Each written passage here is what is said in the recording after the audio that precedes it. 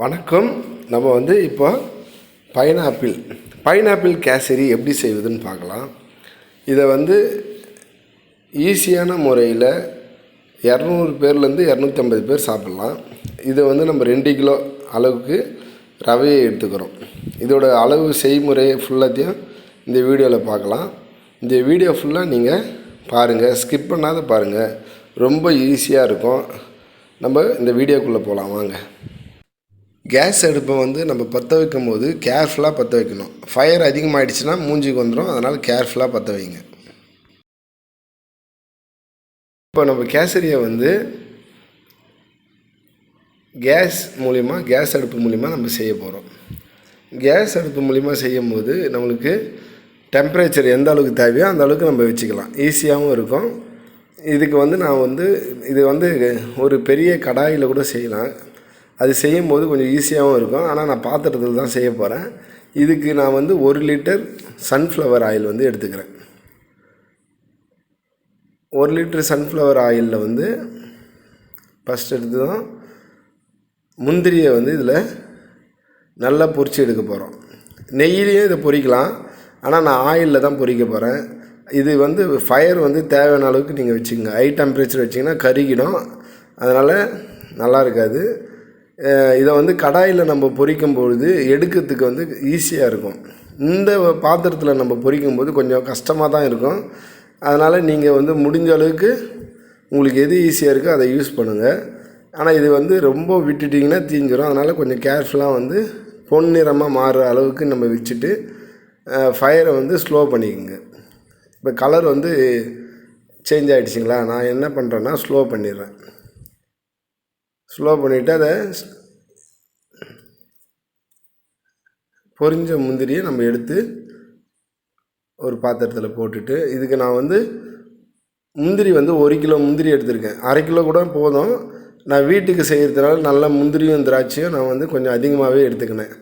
நீங்கள் முடிஞ்ச அளவுக்கு 1 கிலோவும் எடுத்துக்கலாம், இல்லை 1/2 கிலோ கூட போட்டுக்கலாம்.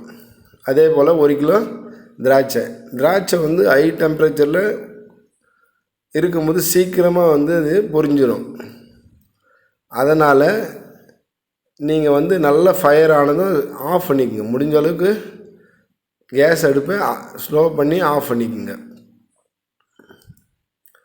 எதனாலனா இது தீஞ்சிடும், இது சீக்கிரமாக தீஞ்சிடும். முந்திரியை விட இது சீக்கிரமாக பொரிஞ்சு வந்துடும். அதனால் நீங்கள் பாருங்கள்.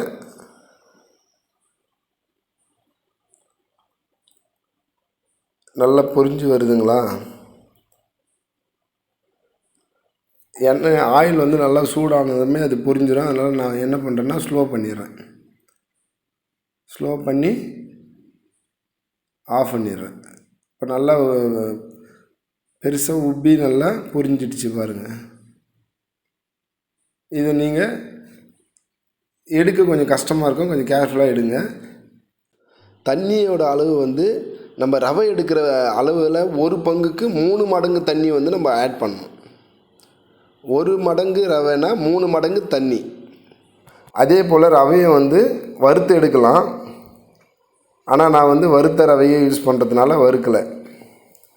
இதுக்கு வந்து சால்ட் வந்து ஒரு 1/2 ஸ்பூன் வந்து 1/2 டேபிள் ஸ்பூன் வந்து யூஸ் பண்ணுங்கள். கூடவே வந்து நான் இதுக்கு 2 கிலோ சர்க்கரை, இப்போ வந்து 2 கிலோ சர்க்கரையை வந்து ஆட் பண்ணுறேன். தண்ணி சூடான பிறகு 2 கிலோ சர்க்கரையை வந்து ஆட் பண்ணுறேன். கூடவே வந்து ஏலக்காய் ஒரு 10-12 ஏலக்காய் வந்து ஆட் பண்ணிக்கோங்க.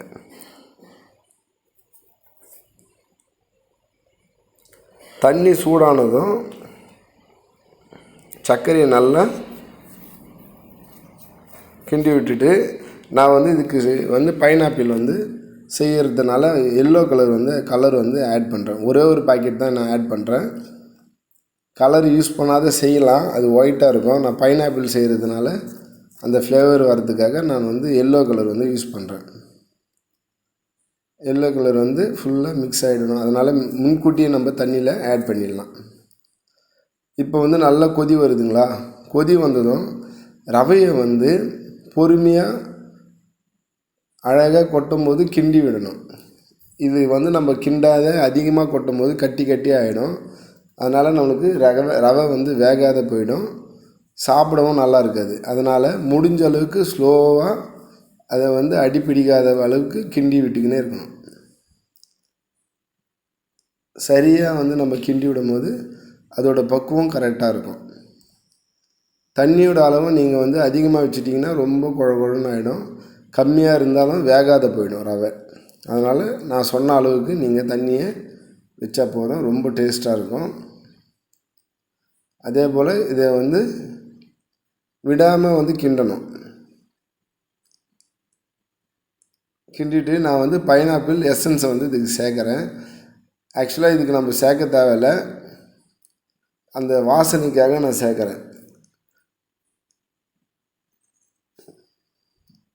கூடவே வந்து வெள்ளரி விதை 50 கிராம், 1 கிலோ வந்து செரி பழம் நம்ம ஆட் பண்ணுறோம். இது ஆக்சுவலாக வந்து செரி பழம் கிடையாது, இது வந்து காட்டு கலக்காய். காட்டு கலக்காய் வந்து அதில் இருக்கிற விதையை எடுத்துட்டு கலர் போட்டு எசன்ஸ் வந்து ஸ்வீட் ஏற்றிடுவாங்க. ஆனால் இது வந்து எத்தனை பேருக்கு தெரியும்னு தெரியல. நான் வந்து 2 பைனாப்பிள் நல்ல கொஞ்சம் பழுத்த பைனாப்பிளாக 2 பெருசாக எடுத்து நல்லா பொடியாக வந்து கட் பண்ண போகிறேன். எதனாலனா இது பைனாப்பிள் கேசரின்றதுனால டேஸ்ட்டு ரொம்ப நல்லாயிருக்கும். இந்த மாதிரி பொடியே கட் பண்ணி ஆட் பண்ணிக்கோங்க. அந்த சூட்லேயே இது வந்து நல்லா வெந்துடும். கூடவே வந்து நம்ம வந்து முந்திரியும் திராட்சையும் ரெடியாக இருக்குது, அதை ஆட் பண்ணுறோம். ஆட் பண்ணதும் கொஞ்சம் டைட் ஆகுதுங்களா, மீதி உள்ள 1 கிலோ சர்க்கரை, இதுக்கு நான் 2 கிலோவுக்கு 3 கிலோ சர்க்கரை தான் நான் யூஸ் பண்ணுறேன். இனிப்பு வந்து கரெக்டாக இருக்குது. உங்களுக்கு கொஞ்சம் தேவைன்னா இன்னும் ஒரு 1/2 கிலோ ஆட் பண்ணிக்கலாம், ஆனால் இனிப்பு இதுவே போதுமான அளவு இருக்குது. 1 கிலோ சர்க்கரை ஆட் பண்ணதும் கொஞ்சம் கட்டி ஆகுது. அதனால் இதுக்கு வந்து நான் 1 கிலோ நெய் வந்து யூஸ் பண்ணுறேன். இப்போ நெய் வந்து அதுக்கு விட்டதும் நல்லா இலகாயிடுச்சிங்களா. கேசரி வந்து நான் வந்து இதில் எந்த ஒரு டால்டாவோ வேறு எதுவுமே நான் ஆட் பண்ணல, வெறும் ஆயிலும் இதுவும் நெய் மட்டும்தான் யூஸ் பண்ணுறேன். நெய் விட்டதும் நல்லா இலகாயிடுச்சு, சாஃப்டாகிடும். கேசரியும் நல்லா சூப்பராக தரமாக இருக்கும், சாப்பிட்றதுக்கு ரொம்ப டேஸ்ட்டாக இருக்கும். நீங்களும் ட்ரை பண்ணி பாருங்கள். பைனாப்பிள் கேசரியை வந்து வீட்டில் நீங்கள் ட்ரை பண்ணுங்கள், ரொம்ப டேஸ்ட்டாக இருக்கும். சின்ன பசங்கள்லேருந்து பெரியவங்க வரையும் நல்லா விரும்பி சாப்பிடுவாங்க. இந்த சேனலை வந்து இவ்வளோ நேரம் நீங்கள் பார்த்ததுக்காக ரொம்ப நன்றி. இந்த சேனலை வந்து சப்ஸ்கிரைப் பண்ணுங்கள், உங்கள் நண்பர்களுக்கும் ஷேர் பண்ணுங்கள். தேங்க்யூ.